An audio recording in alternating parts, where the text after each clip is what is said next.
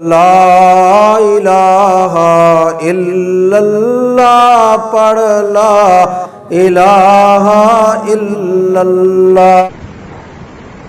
ایک عبادت مثلا ایک سب سے پہلا حکم جو دیا گیا ہے وہ یہ کہ ذوالحجہ کا چاند دیکھنے کے بعد اگر کسی شخص کو قربانی کرنی ہو تو ذوالحجہ کا چاند دیکھنے کے بعد اپنے بال نہ کاٹے جب تک قربانی نہ کرے۔ یہ ایک حکم حدیث میں رسول کریم صلی اللہ علیہ وسلم نے دیا۔ اللہ ہی جانتا ہے کیا کیا حکمتیں ہوتی ہیں شریعت کے احکام میں، لیکن ایک حکمت بعض علماء کرام نے یہ بیان فرمائی ہے کہ یہ وہ زمانہ ہے جبکہ اطراف عالم سے، دنیا کے کونے کونے سے لوگ کھچ کھچ کر جا رہے ہیں بیت اللہ شریف کی طرف حج کی عبادت انجام دینے کے لیے۔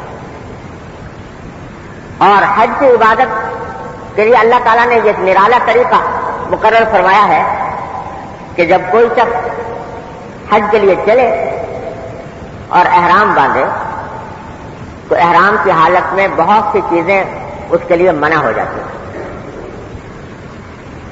سلے ہوئے کپڑے نہیں پہن سکتے، خوشبو نہیں لگا سکتے، بال نہیں کاٹ سکتے، ناخن نہیں تراش سکتے، وغیرہ وغیرہ۔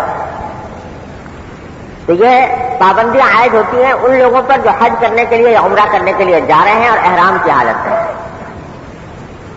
ہم اور آپ یہاں ہیں اور ہم حج کی سعادت سے یا عمرے کی سعادت سے فیضیاب نہیں ہو پائے تو اللہ تبارک و تعالیٰ نے ایک چھوٹی سی چیز میں ان کے ساتھ مشابہت پیدا کر دی کہ میرے وہ بندے جو میرے گھر کا طواف کرنے کے لیے اور حج کرنے کے لیے جا رہے ہیں، انہوں نے حالت احرام میں ہیں، ان کے اوپر بال کاٹنا ان کے لیے جائز نہیں ہے۔ تو اے میرے وہ بندو جو وہاں نہیں جا سکے کسی بھی وجہ سے، تمہیں وہاں کی رحمتوں سے محروم نہیں کیا جائے گا۔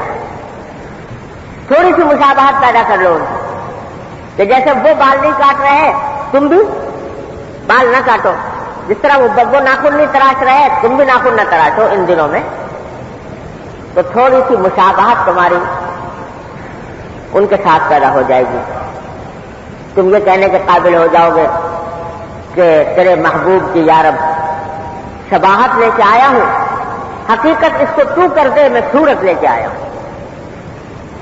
یہ شباہت جب پیدا ہو جائے گی میرے ان بندوں کے ساتھ جو بیت اللہ کا عاشقانہ عبادت میں مصروف ہیں، تو انشاءاللہ جب ان پر رحمتوں کی بارش برسے گی تو اس کے چھینٹوں سے تم بھی محروم نہیں رہو۔ یہ پہلا حکم یہ دے دیا گیا۔